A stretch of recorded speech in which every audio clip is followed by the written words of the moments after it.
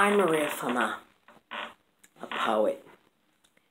I've been invited to do a reading of a few poems in honor of Poetry Month.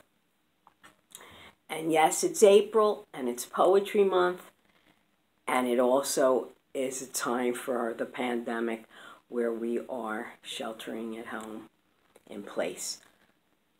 But it is spring, and so I'd like to start out with a poem called Spring Bronchitis. Now, I have kind of chronic bronchitis. I have asthma and allergies, and this is the time of year when they really act up. So this is called Spring Bronchitis. Sparrows, kittens, squirrels, frogs sing a fizzing chorus in my bronchial cords. Sparrows, kittens, squirrels, frogs sing a hissing chorus in my bronchial cords. Tweets, mews, chirps, chirrups, and croaks. Spring, spring, spring. There are purple wildflowers in the garden. Spring, spring, spring. There are yellow wildflowers in the garden. Spring, spring, spring. There are tiny red rosebuds in the garden. Sparrows, kittens, squirrels, and frogs in my throat. A choir chants in my chest. Tweets, mews, chirps, chirrups, and croaks. Spring, spring, spring. There are tulips, there are hyacinths, sparrows, kittens, squirrels, frogs. Happy for sunshine, happy for warmth, happy for breezes. Tweets, mews, chirps, chirrups, and croaks. Spring, spring, spring. Happy to breathe in spring, spring, spring. Now I'd like to do a poem for you that is really brand new. I haven't even typed it up, so you're my guinea pigs, who's ever looking online at this. This is called Composer in the House, and it's about my cat Dolly. Between 2 and 3 each night, I wake to Dolly the cat singing. Dolly the cat is an opera singer, trilling and rilling a cat cadenza up and down the scales in feline bel canto. Dolly the cat is a composer, building melodies, reckless, loud, soft, plaintive, call a response, asking and answering.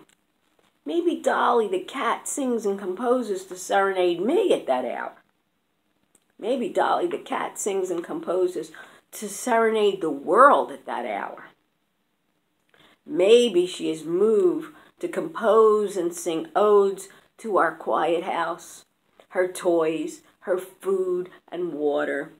Dolly the cat, singer and composer, wakes me to life's wonders. This is also pretty new. These two haven't been published yet. So this is called What It Is. Pepper, the therapy dog, licks my hand. She seems to know my heart. Is it my bright red shirt? Is it my deep stare into her dark eyes? 2-month-old baby James smiles at me. A baby I don't know is delighted to see me. Laughs, coos, pumps his fists, kicks his legs as I pass his stroller and wave. Is it my fashionable Phillies baseball cap? Is it my nearsighted squint behind glasses? I wake to find a squirrel sitting on a table in my bedroom. The cat is fast asleep downstairs. I clap my hands. The squirrel jumps out of the window. I throw pizzelles into the street for her to nibble. Is it my forest green nightshirt? Is it my sleepy, bleary gaze? One snowy night, rats camp in my backyard garden. When I toss bread for birds and squirrels, the rats stay. Through the spring, sunning themselves, I spray cayenne pepper and peppermint oil. The rats finally leave. Is it my blue sweatshirt? Is it my startled gaze out of steamy windows?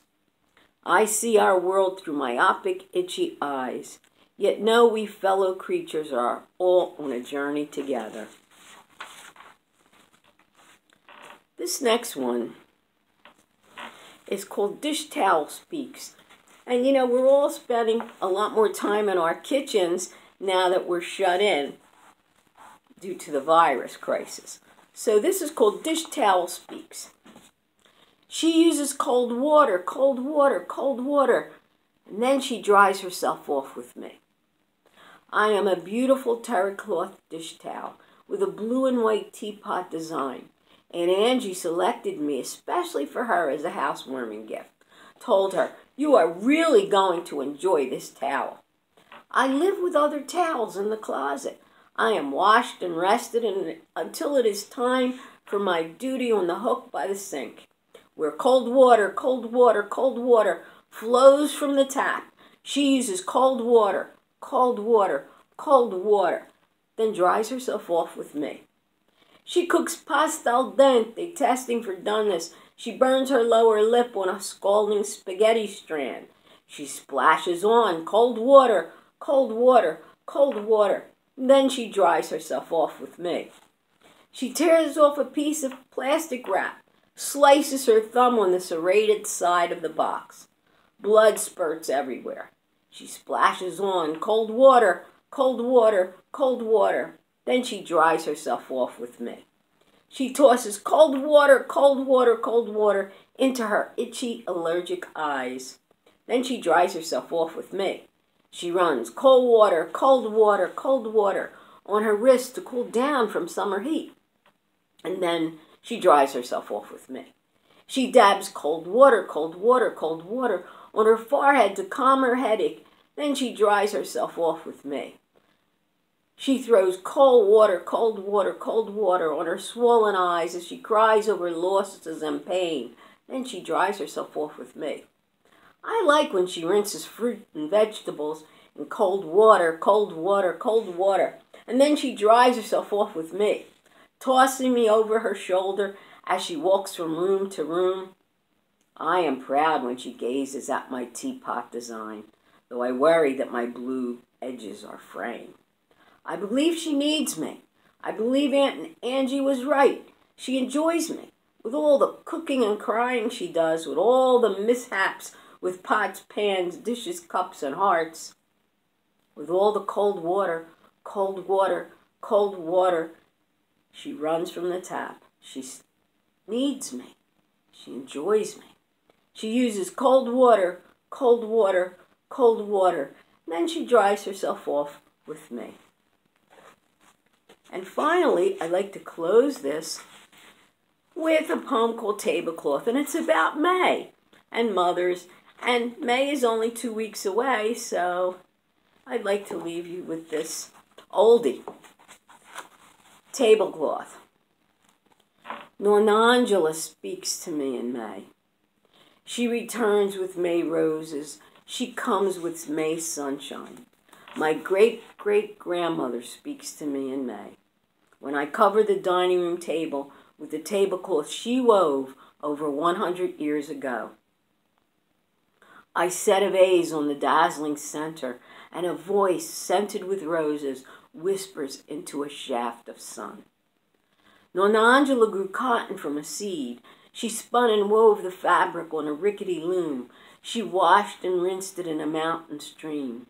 Nonna Angela pounded the cloth on rocks and let the hot Sicilian sun bleach the tablecloth a gleaming white for her daughter's wedding day.